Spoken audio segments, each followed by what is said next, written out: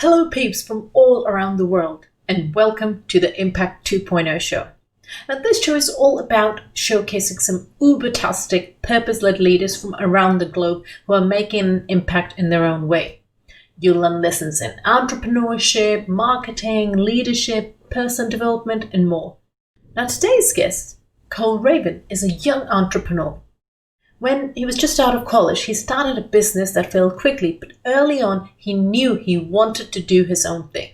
Him and his wife then moved to Hawaii. They have been a full-time traveling couple following the Spartan race for quite some time, so obviously they're into trail running.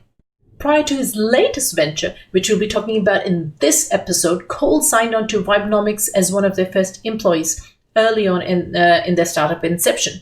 He learned a lot about startups, about fundraising, and what it takes to build a successful startup. This journey eventually led him to co-found Podchaser, also known as the IMDB for Podcasts. So will you please put your virtual hands together to welcome my fantabulous guest, Cole Raven. Hello and welcome aboard the Impact 2.0 ship. Let's get right into this. If you could delete 3 words from the US Jargon Dictionary, what they would be? So there's a couple that really bother me. So I would say the first one is anytime anybody emails me and says that they want to put something on my radar, I just want to delete the email. Like I didn't forget about you. I know that most people are pretty bad at email, but you don't need to tell me that you want to put something back on my radar. Yeah. Hate that. The second one is if anybody asks me to sign an NDA, unless your name is Microsoft or Google, especially if you're a startup, there's nothing that you're doing that is that proprietary or secret where we can't just be open and transparent. I've never personally, we do a lot of stuff behind the scenes, but we've made it a policy to be a very transparent company. I've never made any partner sign an NDA. I think that just starts a partnership off on the wrong foot. It should be about open trust. Yeah. And then the last one is, this isn't really jargon, but if we could just delete LinkedIn from the universe, I would, and start over like with something new and better. That'd be great, because I think that like we do need something like it. I would love, to have a social presence in the business world, but I think we just need to start over. I think you may go to war on Microsoft with this, because they own all the outdated softwares now. Skype, Microsoft and LinkedIn. Too. I mean, Skype is dead. Before we used to use the adverb, let's Skype together. Now it's everybody, let's Zoom. Everybody's Zooming. So yeah, Skype really dropped the ball there. All right. Secondly, which marketer, past or present, do you most admire? You probably get this answer a lot, but I listen to and follow Seth Godin and everything he puts out. The Akimbo podcast. I really like following marketers that don't necessarily always try to give like specific actions to take, but more give advice on your mindset, because if you're just repeating something that every other company's doing from what some marketing influencer is telling you to do, you're never going to come up with original creative ideas on your own. So I like following people like him. I think he's a great one. Awesome. Now, what's the best advice you've ever been given? Probably going back to when I was in a sales role, just being incredibly persistent. I think that some people are scared of maybe being annoying in, a new partnership or selling a product for the first time. Most people are terrible at email and responding to things. And I would say more often than not, when you're persistent, as long as you're thoughtful about it, people appreciate it. So I would say persistence in every aspect of business. Awesome. And what's the best decision you've ever made? Probably marrying my wife, which has, I think she's like a role model for me and challenges me in a lot of ways and has, high expectations of me. So probably that. Oh, that's so sweet. And what's the worst decision you've ever made? I'll keep it light and go with just about any subscription I've ever signed up for, whether it's like a gym membership or Even Netflix? I don't pay for Netflix because T-Mobile's got a great deal where you get free Netflix through T-Mobile. So I try to regularly cancel subscriptions because I always regret it. Like I've canceled Audible probably 15 times. Oh yeah, I'm right there with you. Spotify? Yeah, no, don't pay. I do pay for YouTube Music and YouTube Red, like for the no ads on YouTube. I think maybe that's worth it. I don't know. I think about canceling it all the time. But that's the thing. You're right. With subscriptions, it's like, you're always, you're signing up to so many things, and then you have to like sort of go back and reassess. Okay, do I really need all those subscriptions? Yeah, canceling is always a hassle. Yeah. Yeah, absolutely. Right. So now it's time to let's get a little bit more deeper into our conversations. So I'd like to now think about some kind of entrepreneurial or podcast myth, for example, maybe a bogus strategy, a misconception, and set the record straight once and for all. Sure. Yeah. I'll do one for podcasting and one just in general.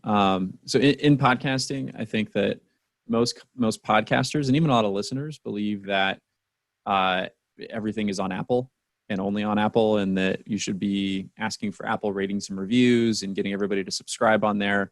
But what they don't recognize is that, especially internationally, Spotify is really the winner. And there are so many other smaller apps that make up a large chunk of your audience. So doing things like only asking for Apple ratings and reviews or only linking out to that is a mistake, because you're isolating a huge percentage of your audience, nearly half of your audience. So that's just something to think about and consider. And then the second one is, I think, just the myth that the people who maybe are a little bit further in their startup life cycle or or even these big corporations, that anyone really knows what they're doing. Like most people are just figuring it out as they go. In many cases, they might not be any smarter than you. They've just, maybe been doing something a little bit longer. So I think it's a mistake to assume that, other companies have everything figured out, because it's usually not the case. That's awesome, because it's actually a very good one to point out, because you're right about that we don't want to isolate audience. They may be on different channels, and just by doing that, we're shutting them all out. We're basically literally telling them, we don't care about you. We only care about our iTunes listeners. So even if you are listening, I really don't care about you. So it sends out that kind of message. Exactly. So, I mean, let's dive more into what you do. What was that moment of epiphany for you, which birthed Podchaser? If I could say that. Yeah, I mean, it happened maybe 4 years ago now. And the idea came from wanting to discover like the best episodes of a podcast. So there's really no way to know. A podcast might have a backlog of hundreds of episodes, but knowing which episodes are great, like this one, or which ones aren't worth listening to, that's a tough thing to do. The data is not really there. So we went exploring just to see if something like an IMDB for podcasting existed, because like on IMDB or Rotten Tomatoes, you can go see ratings for a specific episode or for a movie before you spend an hour or two of your time. But that doesn't exist for the podcast world. So we went about making a better data solution for podcasting.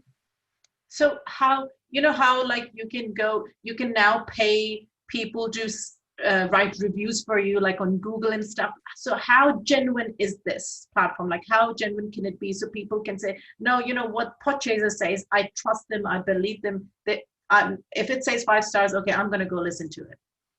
Yeah, the main difference is, it's funny because I get LinkedIn messages almost daily from people saying that, and I don't even have a podcast, but people messaging me saying that I could pay them to promote my podcast on Apple, which all they're doing is writing fake ratings and reviews and sending fake subscribers to a show. So I would say that these other larger platforms are inundated with that type of thing.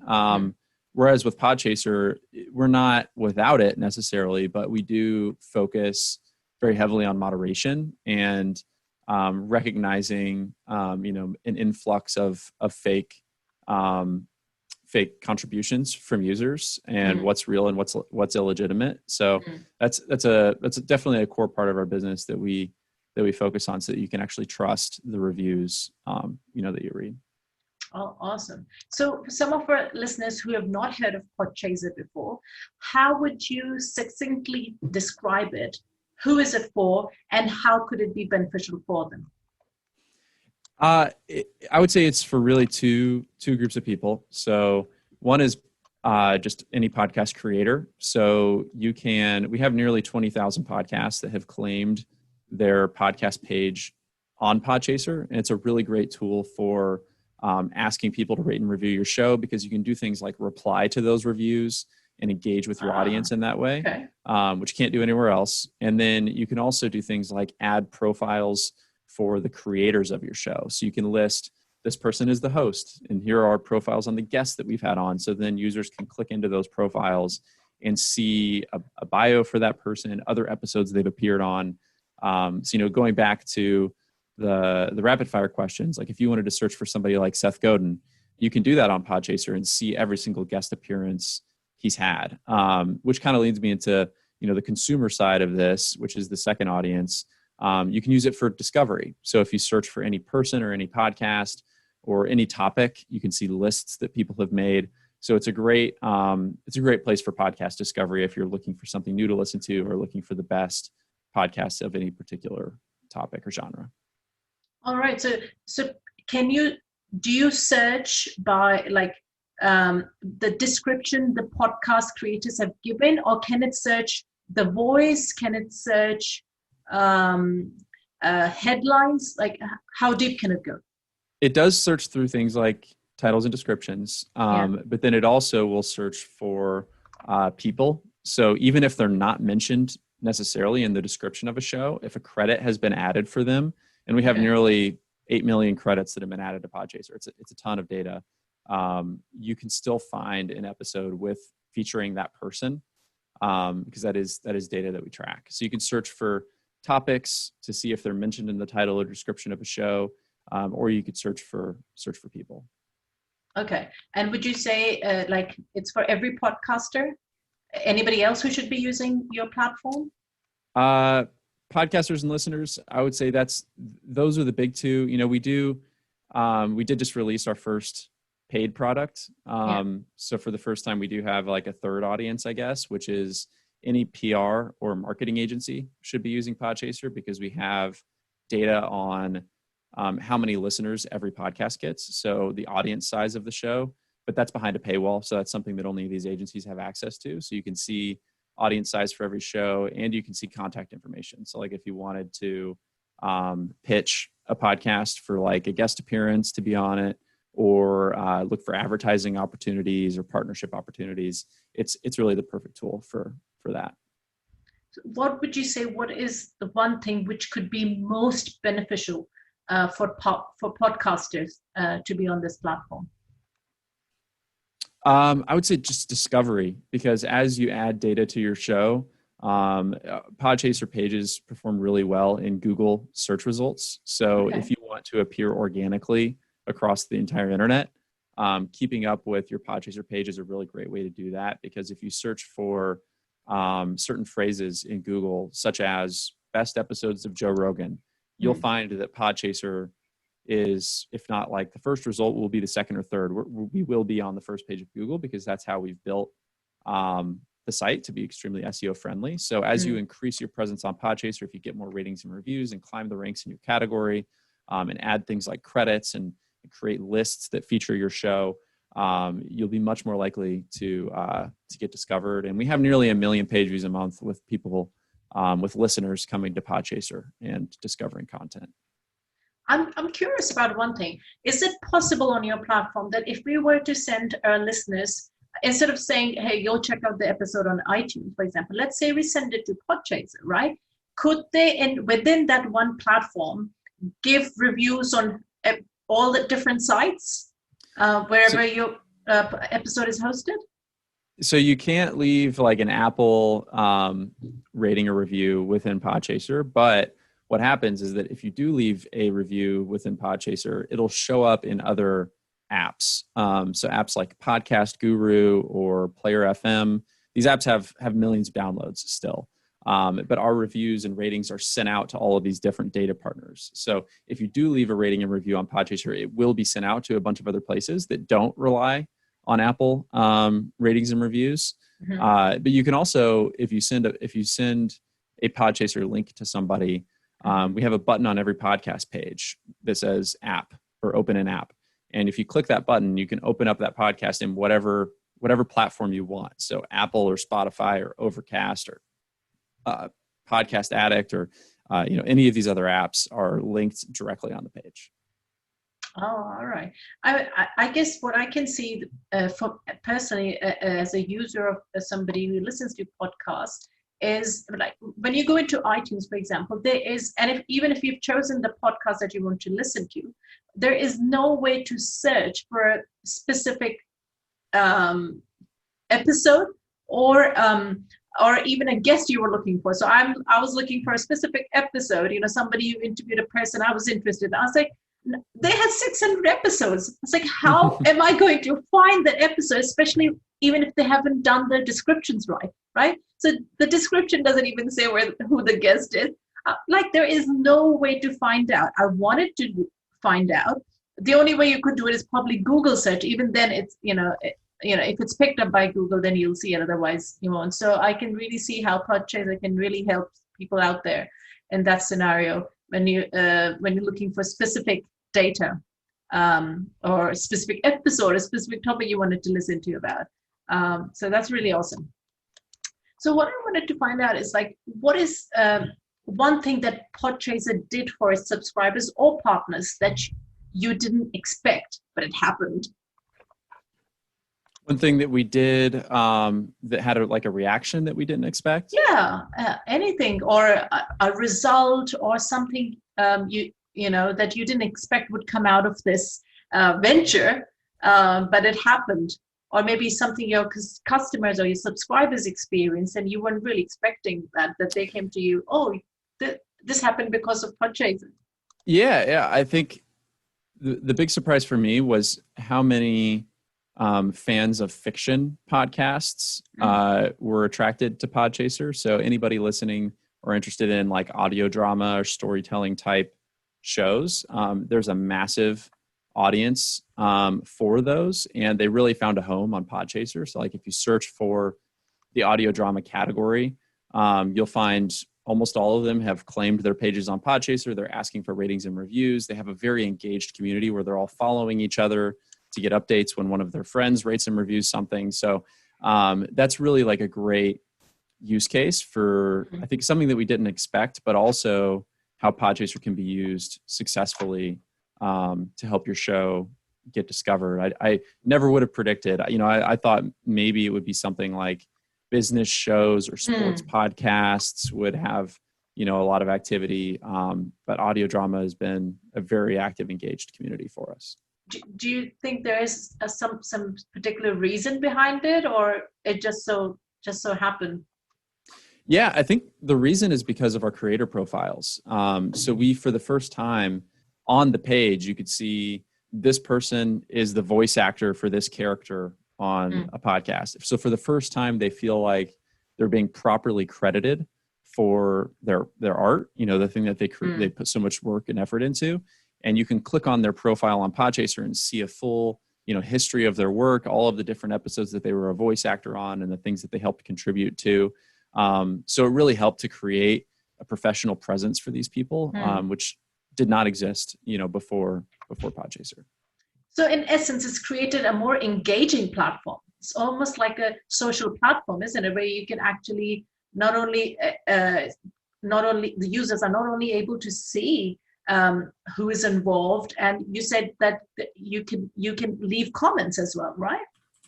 Yeah, you can. So if you leave a review of a podcast, then, and you could do that for a podcast or for an episode. So you could leave a review on an individual episode, and then the creator can actually reply to that.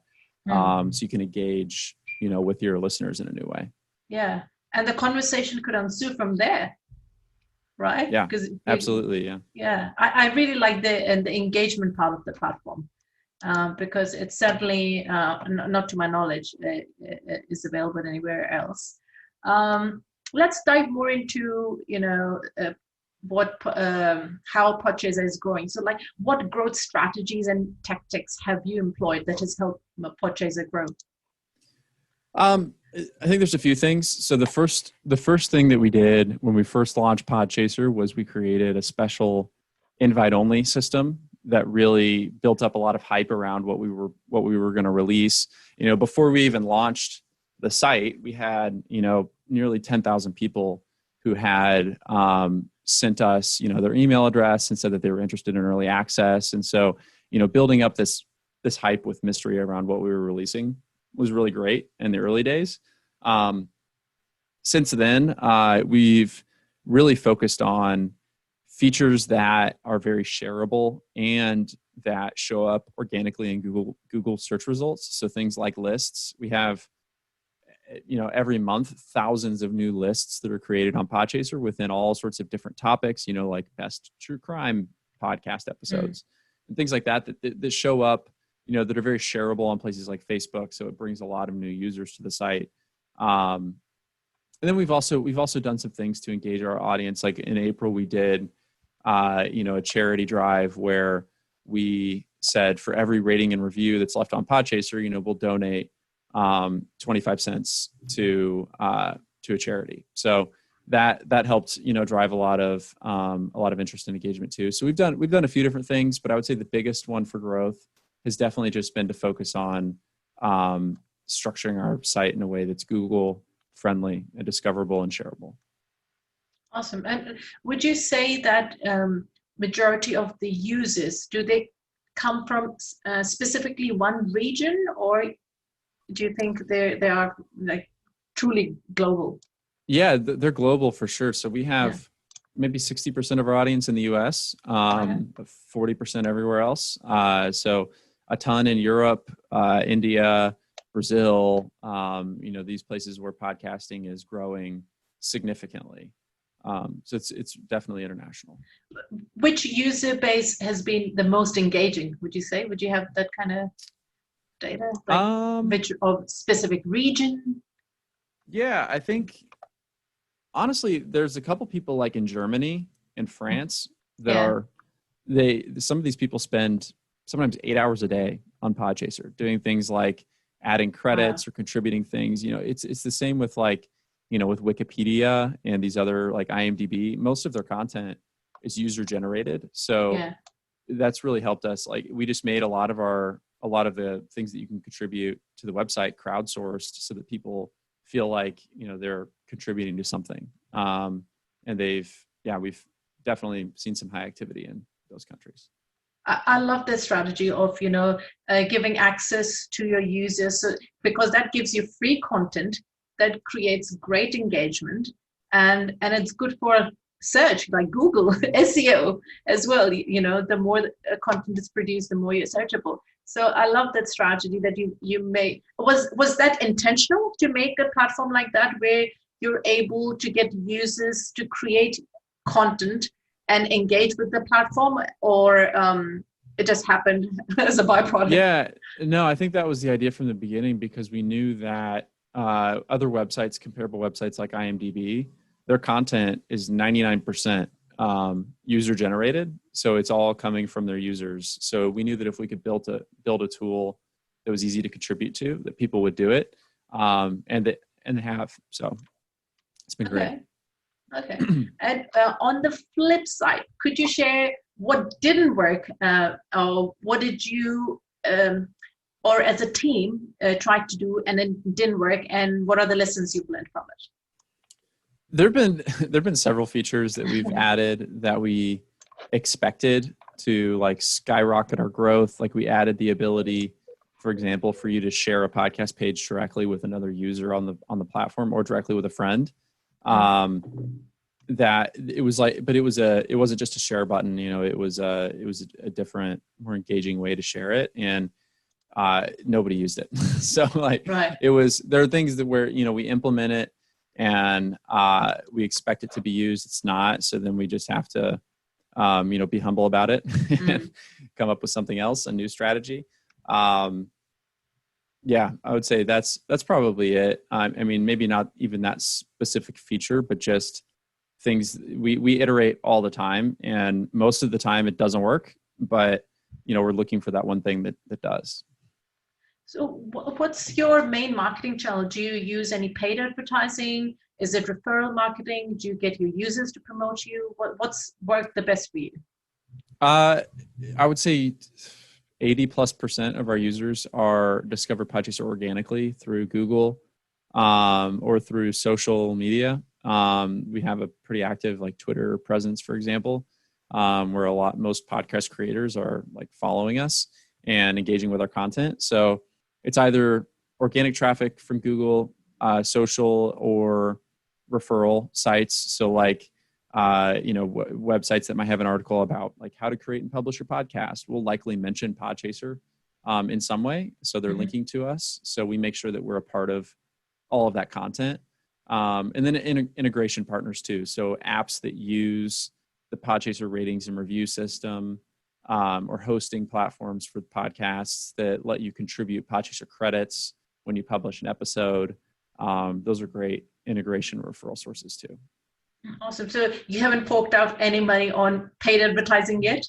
We spend, I think, a couple $100 a month on paid advertising total. And really that's just more as a test because we're gearing up for like the launch of our first paid product. So we're like seeing what works and what doesn't. But in terms of like user growth, we've really shied away from spending money to get users because we believe that if we're building something that is useful and worth their time, that they'll share it and it'll grow organically, and paying for more users would be almost like a crutch in our eyes. So we've tried not to do that. So what paid channel are you trying? Is it Google, Facebook ads? We've had a lot of success with Reddit ads, actually, which is, they recently like revamped their ad platform. What's great is that you can target very specific communities. So like we could target the podcast community or the podcast creator community. Or like when we launch this new service, we can target, people who are interested in marketing things or PR. So because you could target specific communities, it's been great. And we've just seen our conversion to user registration has been higher than other platforms. But other than that, I mean, we run Facebook and Instagram stuff, too, a little bit, but just not quite as much. So I guess the strategy going forward for paid, like you said, for paid product is to maybe grow via paid ads. And for paid products, we'll definitely we have a new landing page coming out, and we will likely, we are doing a lot of organic stuff too. Like we're taking a lot of what we've learned from growing the consumer free side of the website, such as doing things like podcast interviews or reaching out to newsletters and publications and articles to make sure that we're mentioned, and that sort of organic stuff. But we'll definitely dip our toes into doing more paid ads if we can measure the ROI and conversion rates, which I think we'll be able to. Okay. Are you in a position to share what the new product is? What you guys are working on? Yeah, I'm happy to. So it's and it's launching, depending on when this episode airs, will be live by the beginning of November 2020. Okay. But it is open for like early adopters and early access right now. So, and it's a kind of what I alluded to earlier, which is a new platform for PR agencies, marketing agencies, and brands to connect and engage with podcasts, whether that's through pitching people for guest appearances for earned media, if you're a PR agency, or finding advertising opportunities, especially within a niche. Like if you want to target, for example, cybersecurity podcasts and understand exactly how many listeners they get on a monthly basis and who to contact for each of those shows.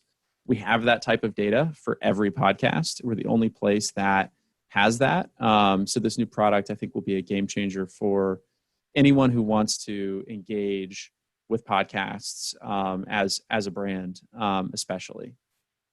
Oh, awesome. All right. Now let's move on to something a little bit cheeky. What should I ask you that I didn't know enough to ask? That's one of my favorite questions to ask. I think you did great, honestly. I think one thing that I like to talk about is you see a lot of, especially startups that have raised money, and you see their credentials, such as they went to some fancy school or they came from Google or whatever. Nobody on our team has any fancy credentials. We have one person on our team who has an MBA, and that's about it. We didn't go to any fancy colleges. None of us worked at any big corporation before this. So it's not, in order to raise money as a startup, you don't have to do that. I think it actually worked to our advantage because we were able to think about things differently. If I had come from a Fortune 500 company and was thinking about marketing this, we might have not had the same frugality mindset and guerrilla approach to growth that has helped us conserve cash, and it's just given us a unique perspective. So I think don't feel limited if you didn't go to Harvard or haven't worked for Google or whatever. It's because it's not necessary. And was that always the intention to raise capital for it, to grow? When we first started, I don't think it was, because we didn't understand that raising money was even a thing that you could do. It was something that we learned that we needed as the website really started to grow fast. We were like, this is unsustainable. We all have full-time jobs. How can we quit our jobs? How can we focus more on the growth of this? Because we know there's something here. And the answer, just after talking to people and having advisors and mentors to help us, was that we should raise money. And so then we did. And none of us have done it before. And this kind of goes back to, what I was saying. We've never raised money. We didn't have any experience with it, but we were able to do it. So I think, that's. So tell me a little bit about that experience, because you've never done it before, like you said, right? So how did you prepare for it? That, you're thinking, okay, now we're going to go pitching for our business, right? And how many people did you pitch to before you guys got the investment?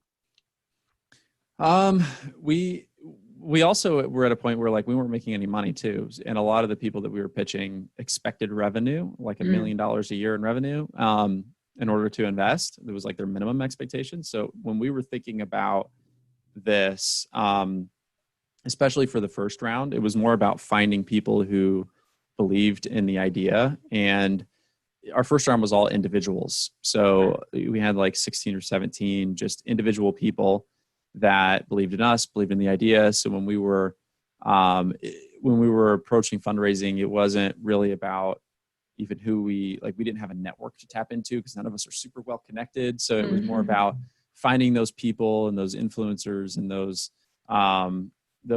maybe introductions through smart people that we knew for somebody who might have interest in helping us with this. And it was really about finding people who could help us in the beginning. It was hey, we have this idea.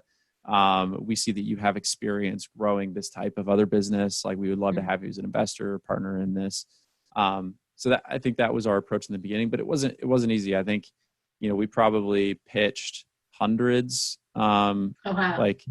If you count over email, easily 1,000. That you could send out a lot of emails, but over the phone, we probably had 100 conversations, and were rejected by the vast majority. And we just learned along the way. You figure it out. People tell you no, you ask why they're saying no, and then you are prepared for that for your next call, so you can dispel, that you can get ahead of that reasoning before they can say no for whatever reason it was. Did you ever get feedback from the people who said no, so that you could then better prepare the pitch for next time? Yeah, we asked for that every single time. Yeah. So that was very important. Otherwise, we probably would have never raised money, because we wouldn't learn from our mistakes. Yeah. And did you have specific people in mind? Like you decided, okay, we're going to go for VCs, or we're going to go for, a small-time investors? Like, what was the strategy behind it? For our first round, we did email and target a lot of VCs, but we pretty quickly realized that we were too early for many of them. Mm-hmm. It wasn't a mistake, I would say, because we were able to form an early relationship that then let us follow up when we were ready to raise our second round, and say like, hey, now you said we were too early for whatever reason. Now we're past that point. So, and we're raising our second round. So it did help build some of those early relationships. But in the beginning, it was all individuals. For our second round, it was mostly institutions and VCs. So, that was kind of the progression. Okay. So Cole, as you know, this particular series we are delivering, it's called Impact 2.0. Could you share with our listeners a story, a moment, or an encounter that may have touched your heart and changed the course of action for you? Sure, yeah. So in my role before this, I worked for a startup. I was their second employee. They're now at, I don't know, probably 60 or 70 employees. But it was during a time when they had just raised kind of a family and friends round of funding. And I was able to kind of observe and the CEO was kind of like a mentor to me for a while. I was able to just watch, how they raised money and how they grew this business and hired people and the decisions that they made. So I would say that experience was very formative for me, but specifically, just that CEO, we would have a lot of long conversations and car rides to potential clients and that sort of thing. But just explaining that, and he had sold, I guess to set the table, he had sold several previous businesses and had several successful businesses. And the goal for us has always been to grow Podchaser and, make a lot of money or sell the company one day. And, that's always the dream when you're a startup. The reality is that usually doesn't happen. But even if that does happen, with somebody like him, his advice, that he gave me was that selling those companies or making all that money wasn't necessarily ever something that made him happier. If anything, it made his life harder because there are more expectations from the people around you, on the next thing that you do, or just, it's a cliche, but the more money for him specifically just meant more stress and more problems. And so I think that has helped me. I think that I do believe that Podchaser will sell one day or is going to make a good amount of money, but just preparing my mindset for how to manage my expectations for that, because that's not really the end game. I think the end game is more about building something that leaves a legacy and creating a real impact through this, and not about buying a yacht. Like that shouldn't be what you're looking for. Yeah, and enjoy the journey, because a lot of people forget, especially youngsters who are starting out into the entrepreneurial world. They're obviously they just hear somebody made $1 million, somebody made gazillion, starting this in the next 6 months. But so they're focused on that I want to quickly make the money and then maybe sell off my business. But what they forget is to enjoy the journey, because if you don't, then all hell breaks loose. And if things you had planned or you thought might happen in a certain way and they don't, and you just lose all hope. Whereas it's these things take time, and if you enjoy the journey, then you're in a better state of mind to know what to do next, what step to take next. So I'm glad you shared that lesson with our listeners today. Would you like to share, because you talked about legacy, what legacy would you like to leave behind? I would, the dream is just for every company out there that has anything to do with podcasts, whether it's apps or hosting services, just helping people discover podcasts easier, which is like, I think, obviously the goal for Podchaser is we just want to be the data source for the industry, but I think it means so much more than that, because what we found is that as we've enhanced podcast discovery, it's really helped with things like accessibility. So people in different countries being able to discover content that maybe they couldn't have before, or, people doing research on a certain topic at a university can now find, podcast resources that lead them to meeting people, or, I think that just opening up all of the vast knowledge that is really very difficult to find in the, tens of millions of podcast episodes out there, pairing people with what they're looking for, and being the data source for that, I think is the dream and the legacy that we want to leave behind. Oh, that's awesome. That's wonderful to hear. And I'm sure that your subscribers and your customer base could really relate to that. Now, if you could have a billboard with anything on it, what would it be and why? A billfold? A billboard. Oh, no, like an advertising. Yeah, like an advertising. A billfold. I was like, very strange. Honestly,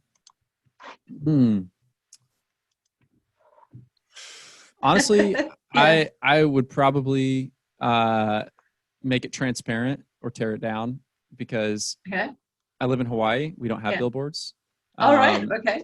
It's great because you can see nature, and I think that where I've personally come up with the best ideas for our company have been when I'm out in nature, running or on a hike, without all of these distractions. So I would remove that billboard and that distraction from everybody's life. Okay, so no billboards for anybody. Completely take off the distraction. Awesome. Okay, there's one question I like to ask, especially youngsters, even with millennials, and I'm sure other people can relate to it as well, is how would your parents describe what do you do for a living? They have no clue. They are totally clueless. And they really don't know. I've tried to explain it to them 1,000 times, and I don't know if they'll ever get it. So I think if they were going to describe it, I think that they would probably just say that Podchaser is a podcast app that you should use to listen to podcasts, which is like, okay, good enough. That's still pretty good. Yeah, it's good enough. I was going to say this is good enough, because if you were to ask my parents, they would say that I sit on the computer all day checking my emails. So honestly, that's probably the truth for me too. That's probably actually what I do. Yeah, I mean, we've all tried our best, but hey, parents, such lovely people. All right, so now we're coming up towards the end of this interview. So before I ask you to share a challenge with our listeners, I'd like to ask you one more question. If you had £100 million to spend on making a meaningful impact in the world, how would you spend it? Oh man. That's a tough it's a big question. Yeah. Like, what would you like to see in this world? What change would you like to see in this world? What kind of world would you like to live in if you had that opportunity? I think I would probably like to live in a world where somebody like me doesn't have £100 million, because I'm not the best person to be making decisions with that money.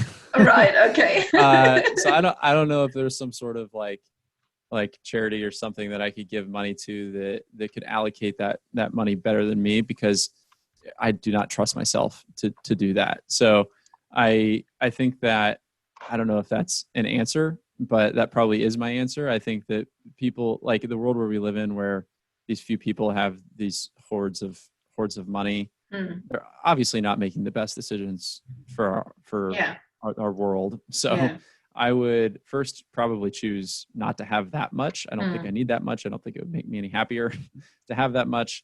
But then, I don't know. I think that's the best I can answer. No, I love that answer, because I say something same along those lines, because the more you have it, right, the more responsibility is upon your shoulders, because you have to now make sure that you do right by people with that money, right? So when you make million, 20 million, and you make 50 million, the responsibility grows, right? Yeah.